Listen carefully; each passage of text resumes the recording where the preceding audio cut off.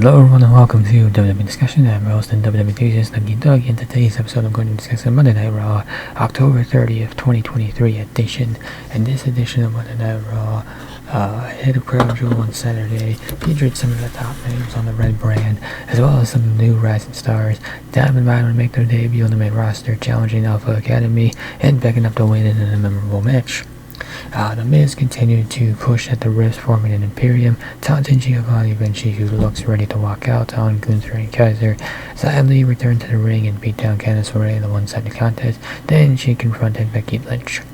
JD McDona helped Dominic Mysterio defeat Ricochet and then challenged Seth Rollins in his most impressive match on Raw to date. It was a good Raw that set the stage for WWE Beyond Crown Jewel. And with that, we'll go ahead and get right into the action, starting with the Creed brothers themselves, who, after nailing their debut, look like they could be future tag team champions on the main roster, and that should be no surprise if you follow along with them in NXT. They were tag team champions down there too. So Diamond Mine has arrived on Raw, and the future is bright for all three members. Julius and Brutus delivered a memorable performance against Alpha Academy, and more great contests can be had with the Raw tag division. Most importantly, the Judgment Day will present a unique challenge to the Creeds. While the top names in the business have tried and failed to topple Damian Priest and Finn Balor, Julius and Brutus are the future of the business. It would be a statement when at the right moment for the brothers to end the reign of the Judgment Day with the tag titles. The Creeds can set a new standard for the rest of the division as champions. Abigail, it's great to see she's still with them, and she might not quite be ready for the big moment just yet, but she is athletically gifted and has consistently improved in NXT, so it stands to reason that she will continue to improve, continue to get better, and then be ready for that big moment. But yeah, Diamond Mine is on Monday Night Raw. Great addition to the tag team division.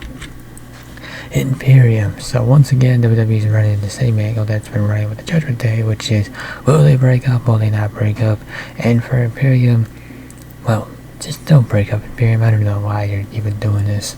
While Gunther remains the most dominant champion in WWE, Imperium is not a serious stable in WWE, and this has unfortunately been true throughout the run of the group, as they have struggled to pick up big wins beyond the ring general himself. This has hurt the credibility of Kaiser and Vinci. For months, Vinci looks like the odd man out, he has been treated as lesser by his tag team partner and belittled by Gunther. It's a disappointing story that continues to repeat itself It's a disappointing story that's repeating from 2022. When Gunther and Kaiser were called up together in April last year, Vinci was left behind and still managed to deliver great performances with a new character in NXT.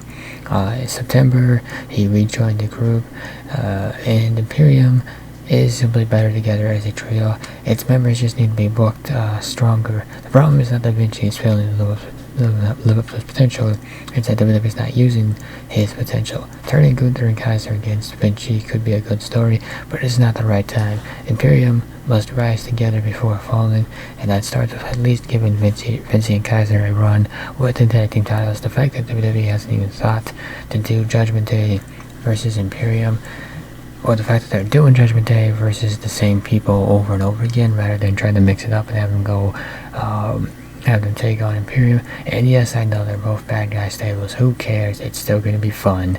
There's still a way to do it and make it fun and entertaining. I mean, it sells itself. Becky Lynch. So, moving on from the NXT Women's Championship into a feud with Xia Li. And no disrespect to Xia Li, but given how she has been booked since she joined the main roster, she doesn't match up to Becky Lynch, and as a result, Lynch, well, needs a better rival. So Becky Lynch had one of the better championship reigns with the NXT Women's title, despite it being short. In 42 days, she successfully defended the gold 8 times and produced some of the best women's matches of the year with Tiffany Stratton and Nia Valkyria. The follow-up needs to continue the man's momentum. Right now, it seems that Lee is not done with Lynch, but this is not the best story for the man. Lee is still too green to tell a tale that could invest the audience. The better story would be a rivalry with Jade Cargill upon her debut, using her rebuilt aura to elevate the top prospect. In the long term, Ripley versus Lynch is the goal. It seems like, and that is a money program for, I'm assuming, WrestleMania 40, and nothing should distract from that big time story, and I don't think it will, or I don't think anything is. I think WWE is just trying to kill time until WrestleMania 40 when we can get Lynch versus Ripley. At least that's what I'm thinking, and I think other people are thinking that as well. JD McDona. So has he earned his place in the Judgment Day? Guess I should have put a question mark there, but yeah, I would say yeah, he's earned his place. And he's been trying to join the Judgment Day since he was drafted to Raw in April. Working with the man who trained him, Finn Balor, was inevitable. However, McDona came in without much fanfare, but has rebuilt himself and separated himself from his work in NXT. He has shown he can go with top names both in and out of the ring. His matches with Zayn and Rollins have solidified his status and followed his growing work, playing off of Dominic Mysterio and Damian Priest. It's time to make the Irishman a full-time member of the top stable in the Red brand. Fully establishing him in the group will raise his stock and maybe allow him to finally start getting some wins. McDona has earned that kind of opportunity after 6 months on the sideline behind bigger names. So in conclusion, this week's Raw may have had a few notable low points, but as a whole this was one of the stronger shows in recent months. Most of the matches were good, but the heavy emphasis on the tag team division during the first half of the show allowed WWE to highlight great talents. The Creeds had a great debut. DIY being back together is going to make a lot of people happy. Chelsea Green continues to be a success as a comedic superstar, and the Judgment Day continues to dominate Monday Night Raw, or Monday nights for better or for worse. With Crown Jewel coming up on Saturday, it was surprising that WWE didn't put on a packed show instead of stuffing a bunch of video packages and promos. Granted, there were those, but it was really well balanced. And with that will conclude this episode of WWE Discussion. If you enjoyed this episode, be sure to hit that like button down below.